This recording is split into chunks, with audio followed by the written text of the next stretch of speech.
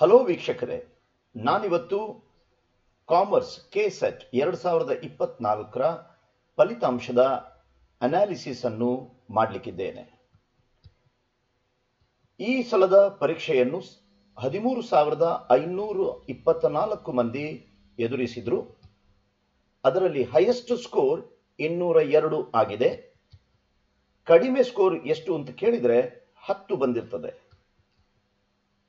Overall results ಅನ್ನು ನಾವು ಗಮನಿಸೋದು ಅಂತಾದರೆ 200ಕ್ಕಿಂತ ಅಧಿಕ ಅಂಕ ಪಡೆದವರು ಕೇವಲ ಇಬ್ಬರೇ ಇರ್ತಾರೆ.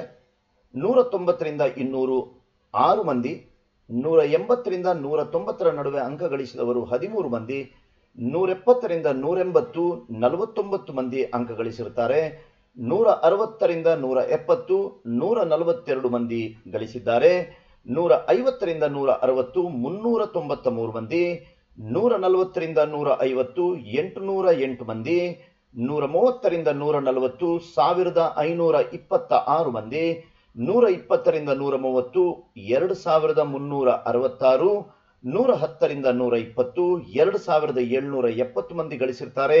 ಹಾಗೆ 100ರಿಂದ 110 2614, 100ಕ್ಕಿಂತಲೂ ಅಂಕ ಕಡಿಮೆ ಗಳಿಸಿದವರ ಸಂಖ್ಯೆ 2835. ಒಟ್ಟಾರೆ 13,524 ಮಂದಿ.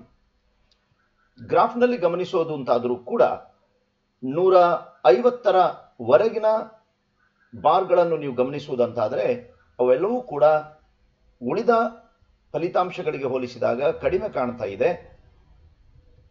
ಹಾಗಾದರೆ ಯಾರು ಪಾಸನ್ನು ನಿರೀಕ್ಷೆ ಮಾಡಬಹುದು ಅನ್ನೋದು ಅಂತಾದರೆ, ಯಾರೆಲ್ಲ 155ಕ್ಕೂ ಹೆಚ್ಚಿನ ಅಂಕ ಗಳಿಸಿರ್ತೀರಿ. ನನ್ನ ಅನಾಲಿಸಿಸ್ನಲ್ಲಿ 344 ಕ್ಯಾಂಡಿಡೇಟ್ಸ್ ಬಂದಿದ್ದಾರೆ. ಅವರೆಲ್ಲರೂ ಕೂಡ ಈ ಸಲದ ಕಾಮರ್ಸ್ ವಿಷಯದಲ್ಲಿ, ಅದರಲ್ಲೂ ಜನರಲ್ ಮೆರಿಟ್ನಲ್ಲಿ ಉತ್ತೀರ್ಣರಾಗಬಹುದು ಅನ್ನುವಂಥದ್ದು ನನ್ನ ಬಲವಾದ ನಂಬಿಕೆ.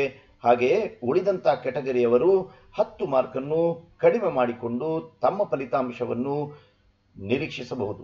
ಧನ್ಯವಾದಗಳು.